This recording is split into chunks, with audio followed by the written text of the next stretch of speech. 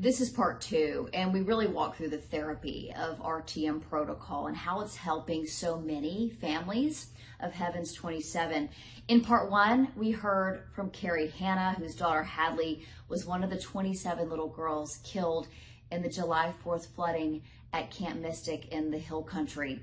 She talked about her struggles in the months since Hadley's death and the impact that something called the RTM Protocol has had on her and really helped. There's just, I just don't remember like her birthday or the end of school or what we did in June. June is, I couldn't tell you what we did with her. I can remember other things, but I'm struggling to remember good memories. So when you think about Hadley, you think of the hard. I think about that night. And before this, I would not be able to think about it or talk about it at all without just breaking down and losing it. So it's made it where I can discuss it and not just hold it in, and not have that fight or flight response to it, and the helplessness. It's taken away a lot of that. Still working through it. It's still there, but I'm not breaking down and fighting it as much. Right. So what is RTM Protocol? It is the reconsolidation of traumatic memories. And actually it was developed by a psychologist in the wake of 9/11 to help survivors with PTSD. And it's been used a lot to treat veterans. To learn more about it, I sat down with Eve Wiley, who is the clinical director at the Housson Center in Dallas. She's worked extensively with the families of Heaven's 27 and helped them work through their PTSD. She says, I don't have memories. I don't have the happy memories that I want to access. So the brain, is it protecting you from further trauma? What is the brain doing in that deep trauma moment? So what you're describing is the phenomenon of disassociation. And so this is why people will say, I don't have any memories, I don't know what happened, or they'll have these memories come back later, or they'll say, my only memory is this out-of-body experience, or I was floating above watching. And so that disassociation, what RTM does is it uses that as a way to, like, we are going to view a movie of this instead of you actually being the main character in the movie from a safe distance. And so for a lot of people, that keeps them stuck to where they can't process this. They are only having that physiological response to it instead of reprocessing it in the brain so they can actually access it. And then they can go to talk therapy. So what she's describing is disassociation and just being stuck. And then through neuroplasticity, our brains, we can mold them. And so we always say neurons that fire together, wire together. And that's what we're trying to do here, is to rewire the brain so we can refile it in a way that they can recall it safely. RTM Protocol, what is it? So RTM Protocol is the reconsolidation of traumatic memories. And so when something traumatic happens, that memory gets stored alongside the fear response. So the amygdala in the brain, it lights up. The body reacts. And then they feel like they are experiencing this all over again. So what RTM does is it uses neuro-linguistic programming. Specifically, it's using guided imagery and specific language patterns in order to help them recall that memory, but in a safe way. So in that state of being calm, the brain actually has a window that opens, and we call that the reconsolidation window. And for a brief moment, we are able to rewrite that memory and refile it away, getting it out of the amygdala, which is our emotional center part of the brain, and storing it towards the prefrontal cortex, which is more of our logical controlling part of the brain.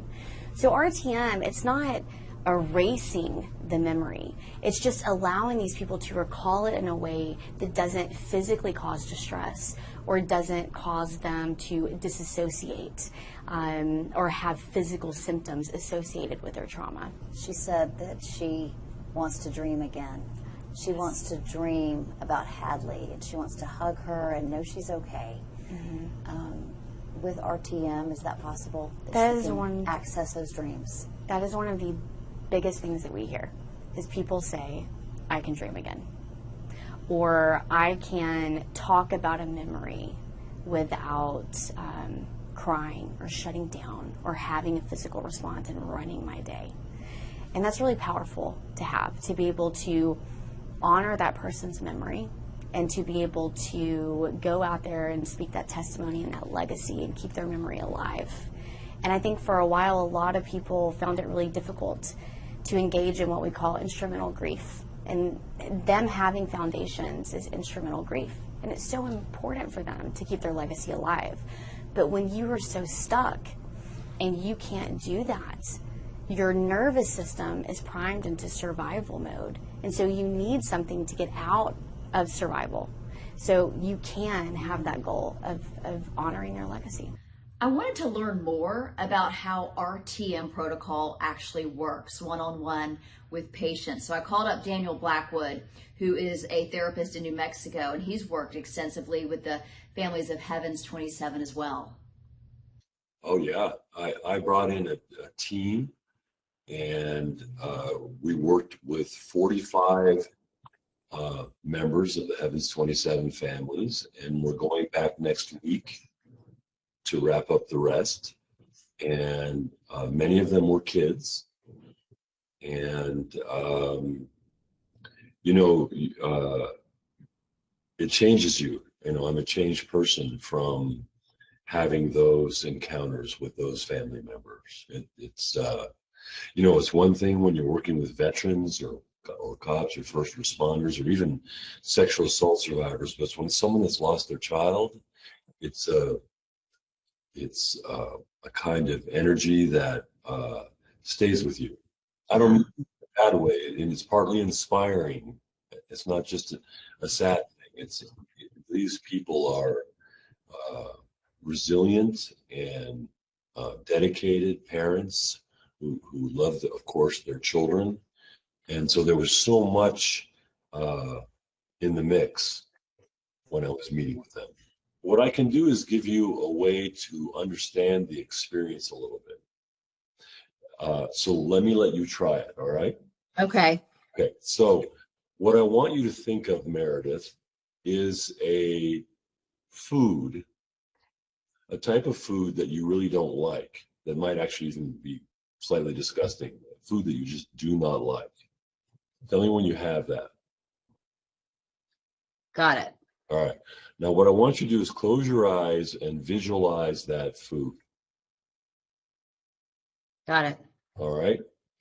Now, what I want you to do is change the color of the food to black and white.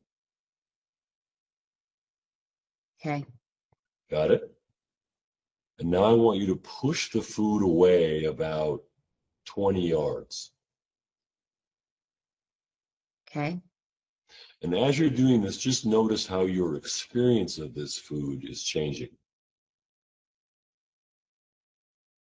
Right. It's less and less. Right. That is, you can open your eyes. That's reconsolidation. That's how this works. Eve Wiley and the Housson Center are investing in RTM protocol. They want to bring it to the Dallas community. They'd actually learned about this technique as they looked for ways to help the families of Heavens 27. And we just wanted to do more. Mm-hmm. And RTM really helped these families. We had some of our families come to us, and we didn't know a lot about it at first. Mm-hmm. And they shared their experience with us, and we called a group who does RTM out of New Mexico. And he talked us through it, and Dr. Housson and Parenting for the Present Foundation, which is the foundation that funds our outreach program, mm-hmm. they generously donated money to go get 3 of our therapists trained in RTM so we can bring that back to Dallas and further help our community, especially for the people who missed maybe that first round of RTM. Yeah. Is your hope that RTM can help all kinds of people in our community? Is that why you want to bring it here? Absolutely. This goes way beyond the flood victims. When we think of first responders, our police officers, surgeons, ER doctors, if you've been in a car crash, if you've been a victim of a natural disaster, they're anybody who has experienced any trauma. What we will probably see a lot of too is kids that have experienced bullying, domestic violence. There's so many people that could really benefit from this, and it's 3 to 5 sessions. Is so much shorter than a lot of the trauma models out there, and so this is attainable. It's reachable, but we want to make this accessible. We want to make this affordable. And that is really our goal, is to meet all the needs in the community, especially that trauma piece. And the best part is the 8-year-old that can come and do it, because then they don't have to have that foundation of trauma, and then maybe they will get a chance to at least live some sort of normal life. Yeah, that's incredible. 8 years old is the youngest you can do it. 8 years old. Okay. Wiley says that the studies show that 90% of patients just need 3 sessions. And she says patients who came to their office after completing this RTM protocol showed a drop of 50% in scores on PTSD assessments. You can find more information about this protocol and contribute to a therapy fund that they've set up at the Housson Center to help the families of Heavens 27 and those affected by the Central Texas floods. You can click the link below. If you have not seen Part 1, you can head there now to hear more of Carrie Hanna's story.